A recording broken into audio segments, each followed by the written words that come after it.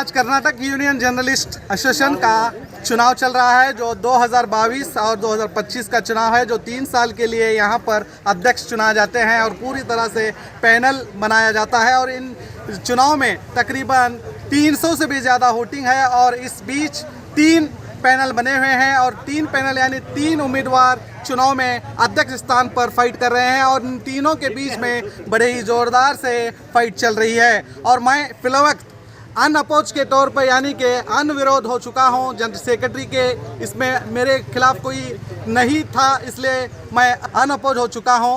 तो इस वक्त मैं तो निकल चुका हूं। अब इन सभी के बीच में ज़ोरदार फाइट चल रही है। आप देख सकते हैं यहाँ पर पूरे मीडिया के, बीजापुर ही नहीं पूरे बल्कि बीजापुर के ज़िला मीडिया यहाँ पर पहुँच चुकी है और अपने अपने समर्थन को वोट पाने की कोशिश में और जो अध्यक्ष स्थान पर मौजूद है वो अपने तौर पर ये फाइट कर रहे हैं, उनसे रिक्वेस्ट कर रहे हैं कि हमें भी एक मौका दीजिए। तो चुनाव बड़ा ही आलीशान नज़र आ रहा है कि इस पर स्टे हो चुका है। बेंगलुरु में हाई कोर्ट में स्टे जा चुके हैं कुछ हमारे पत्रकर्ता, तो उसके लिए तात्कालिक तौर पर इलेक्शन तो होगा, मगर इस वक्त इलेक्शन का जो रिज़ल्ट आएगा वो हाई कोर्ट के निर्णय के बाद ही रिज़ल्ट को ओपन किया जाएगा, यानी कि अभी कोई रिज़ल्ट नहीं आएगा। अब देखना है कि हाई कोर्ट के निर्णय के बाद चाहे वो 1 हफ्ता भी हो सकता है और 1 महीना भी हो सकता है। शकील बागवान।